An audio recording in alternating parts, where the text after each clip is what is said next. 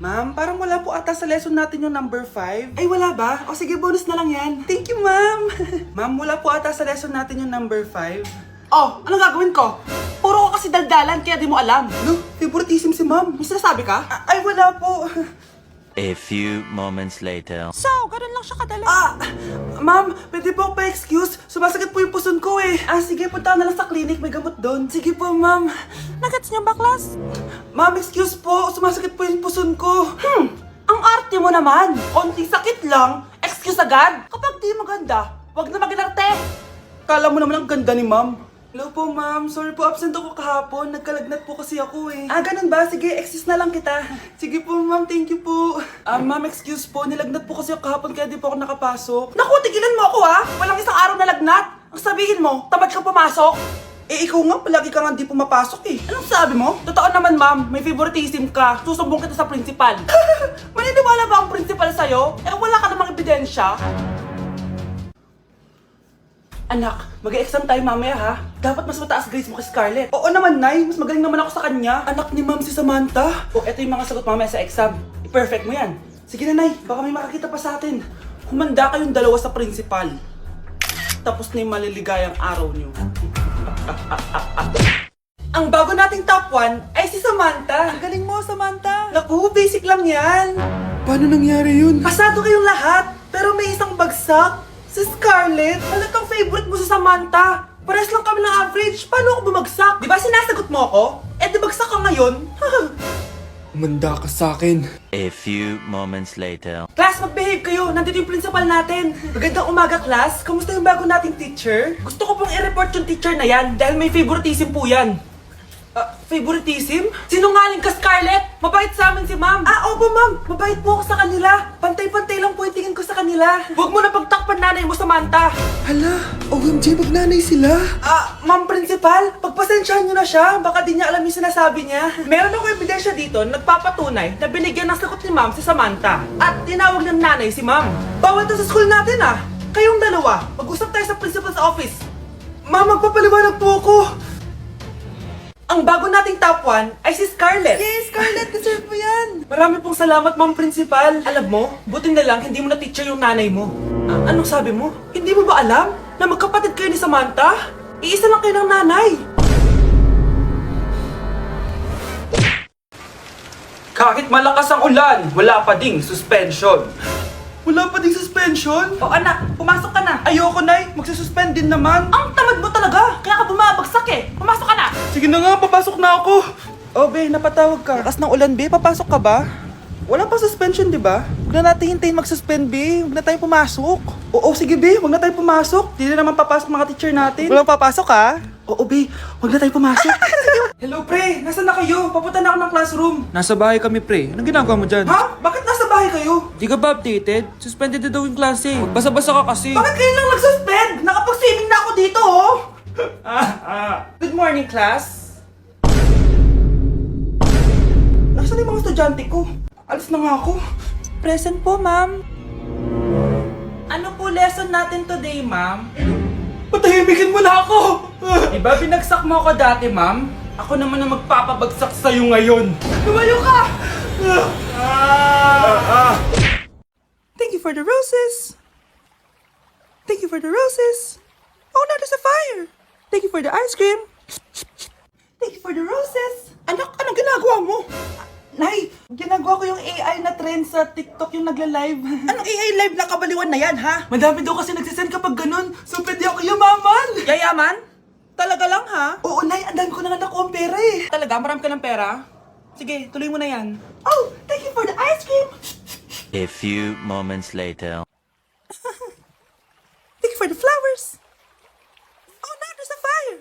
Nay, ano pong ulam natin? Thank you for flowers. Nay, gutom na kami. Wala pa rin ulam. Oh anak, kung na muna bahala sa kapatid mo. Magluto ka muna dyan. Pero Nay, buong araw ka na nagaganyan. Nakakalimutan mo yung mga anak mo. Thank you for TikTok. Kita mo nagpapayaman ako dito, di ba? Gusto mo mag-live ka din para may silbi ka naman at di ka pabigat. Thank you for the flowers. Thank you for the flowers. Mukhang bad trip si ma'am. Kayong apat, tumayo kayo. Hala, ano naman kayang ginawa nila? OMG. Natatandaan nyo pa ba tong group chat nyo? Paano nalaman ni ma'am yung GC namin? Patay kami nito. Ang gagaling nyo! Mag-umpisa tayo kay Scarlett. Ako po, ma'am. Palagi na nagpapareport si ma'am. Ano, tamad na siya magturo? Sayang tuition natin, be. Isa ka pa, Christian! Ma'am, kita niyo ba, bago riban si ma'am, balita ko kumukuha siya sa class funds natin, ha. Ginawa niya tayong business. Samantha! Yes po. Ayoko talaga dyan kay ma'am. Mas gusto ko pa yung dati nating teacher. Buti pa yon, hindi nang babagsak. Tapos magaling pa magturo. Kyle! Akala ko matino ka!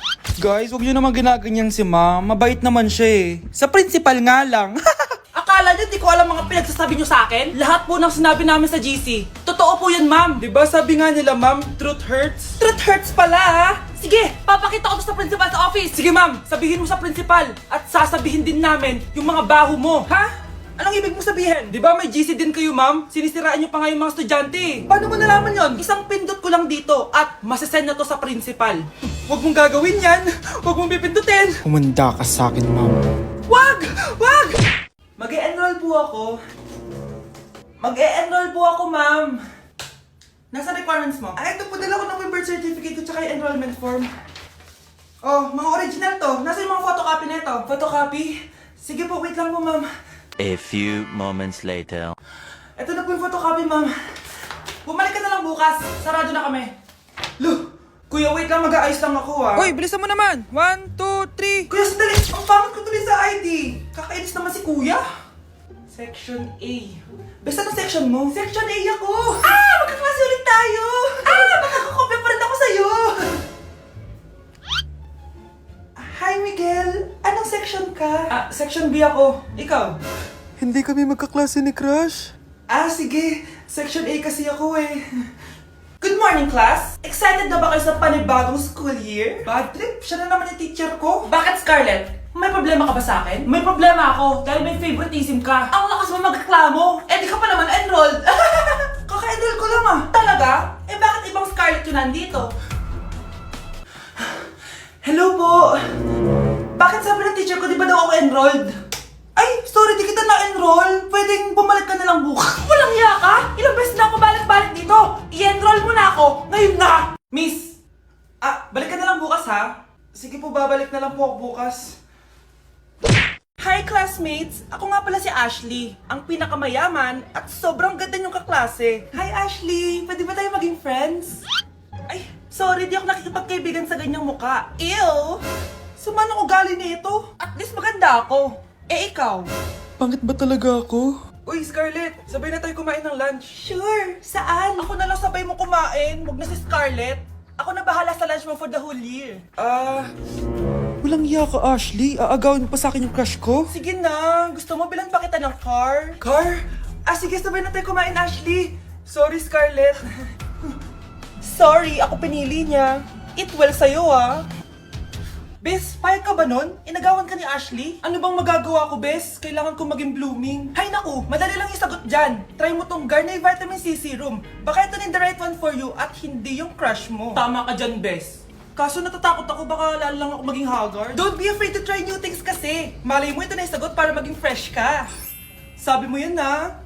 OMG, ang fresh na ni Scarlett. Ano kayang ginawa niya? Paano siya naging fresh? Hindi pwede to. Ano ka ngayon, Ashley? Mas fresh na si Scarlett kesa sa'yo.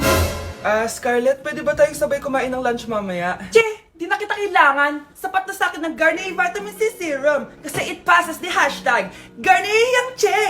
Humanda ka na, Ashley. This is the beginning of my revenge. Yes! Ang taas ng score ko! Anong score mo, Scarlett? 19 yung score ko. Ay, hindi perfect. Buti pa ako, naka 20. Bawi ka na lang next time, ha? Scarlett, nagawa mo ba yung assignment natin? May assignment tayo? Hala, di ko nagawa. Huwag mo nang sasabihin kay mama. Sige, di ko sasabihin. Ma'am, may assignment po pala tayo. Ay, oo nga pala, may assignment tayo, class. Ang hindi gumawa ng assignment, bagsak sa akin, ha? Bida-bida talaga tong si Samantha. Okay, class, sinong iboboto niyong president? I nominate Scarlett, ma'am. Ako? Di ako papayag. Dapat ako yung maging president. Go, Scarlett! Kaya mo yan! I nominate myself because I believe na mas responsible ako. I believe na hindi ako nangungupit ng class funds. Iboto niyo ako dahil matataas ang mga scores ko. Iboto niyo ako dahil hindi ako nangungopya para lang tumaas ang score. Ako ba pinaparinggan mo? Mukhang may natamaan ata. Congrats, Scarlett! Deserve mo maging president! Gagawin ko yung best ko. Good morning, class. Hindi na papasok si Samantha. Ha? Ano nangyari? Ang balita ko, nag-drop na siya dahil sa sobrang pressure sa nanay niya. Palagi siya pinapagalitan kapag hindi perfect yung score niya. Nagalit din yung nanay niya nung hindi siya nanalo ng president. Kaya, na-depress talaga siya. Kawawa naman pala siya. Bakit nawawala ang laman ng class funds, ha? Sinong kumuha na ito? Ma'am, kilala ko po kung sino yung kumuha. Oh, Samantha, sino kumuha? Sino pa ba, ma'am? This is Scarlett. Ha?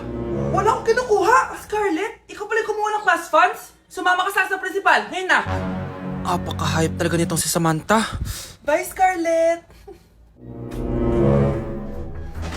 Dami nito Mukhang makakabili na ako ng bagong phone. Ha? Nahuli din kita. Ikaw pala yung kumukuha ng mga class funds natin? Oo, ako yung kumukuha. Bakit? May problema ba? Ang problema ko, ikaw. Ako pa sinisisi mo na kumukuha ng class funds, ikaw naman talaga? Isusumbong kita kay ma'am. Wala ka namang ebidensya. Ikaw ang isusumbong ko dahil naniniwala naman sa akin si ma'am. Humanda ka sa akin, Samantha. Wow, may bagong phone si Samantha. Sana all. Bigay ito ng parents ko, guys. Class! Sino naman kumuha sa class funds? Si Scarlett po yung kumuha, ma'am. Pagsabihan nyo nga yan. Ako na naman? Nagpapatawa ka ata, Samantha. Talaga ba, Samantha? Kitang-kita ko na kumuha ka dito. At narinig ko, nabalak mo na naman si Scarlett. Ma'am, di po ako yun. Gagawin mo pa ako sinungaling? Diyan ka naman magaling, di ba, Samantha? Sa pagsisinungaling. Sumama ka sa akin sa principal at ipapatawag ko yung magulang mo. Buti nga sa'yo, Samantha. Deserve mo yan. Nag-uumpisa pa lang ako. Okay, next applicant. Makinis, maputi, maganda yung ngipin. Okay, introduce yourself. Hi, I'm Scarlett, and I want to show the world, the universe rather, that I will confidently shake your fries with a heart. Bakit gusto mo magbenta ng fries? Thank you for that wonderful question. To be a tindera is both an honor and a responsibility. If I were to be a tindera, I will use my voice to influence the youth. Thank you. Okay, eto, mas mahirap na tanong. Ano mas masarap na flavor? Cheese o sour cream? If people were to argue between cheese and sour cream, well, everything is good, but in moderation. Thank you. Magaling! Pasok ka na sa top 10!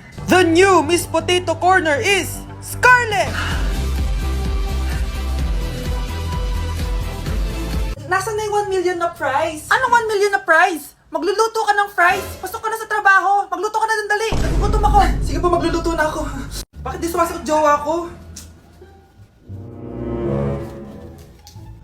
Mga walang yatong mga to, naglalandian pa sa harap ko. Aba! Kaya pala di ka sumasagot sa mga tawag ko?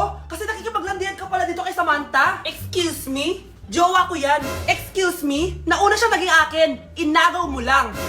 At ikaw, break na tayo! Nababaliw na ata yun. Okay, class, ibibigay ko na yung mga grades nyo. Samantha, naka-98 ka. Ikaw ang highest. Deserve mo yan, Samantha. Thank you, ma'am. Paano naka-98 si Samantha? Puro kalandian lang naman yung natupag niya. Kapag inggit, pumikit na lang. At kayong lahat, 95. Maliban lang kay Scarlett, ikaw lang ang bagsak sa buong klase. Bagsak ako! Hindi pwede, ma'am! Ipasa mo ako! Wow! Anong ibibigay kong grade sa'yo, madam? Di ka naman pumapasok sa subject ko. Lagot ako sa nanay ko nito. Nay, bagsak po ako. Ayan! Kaka-boyfriend mo kasi yan! Huwag ka na umuwi dito, ha? Paano na ako nito? Miss, huwag kang gagalaw. Hold up to. Wala na bang mas mamalas pa sa araw na to? Akin na phone mo tsaka bag mo. Kuya, wag po! Akin na! Ayoko na! Ayoko! O anak, anyari sa'yo? Anay, masamang panaginip lang. Ayan, hindi ka kasi nag-i-skincare bago matulog. Ganun pala yun, Nay. Oo, anak. Try mo tong overnight serum ng Garnier. May 10% pure vitamin C to so that you can #power through the night. Kaya goodbye na sa mga nightmares. Sige, Nay, tatry ko. Grabe, ang fresh ko na naman. For sure, mai-in love na naman sa akin yung jowa ko. Oo, glowing ka nga, anak. Pero huwag ka ilusyonada kasi wala ka naman jowa. Grabe. Grabe ka, Nay.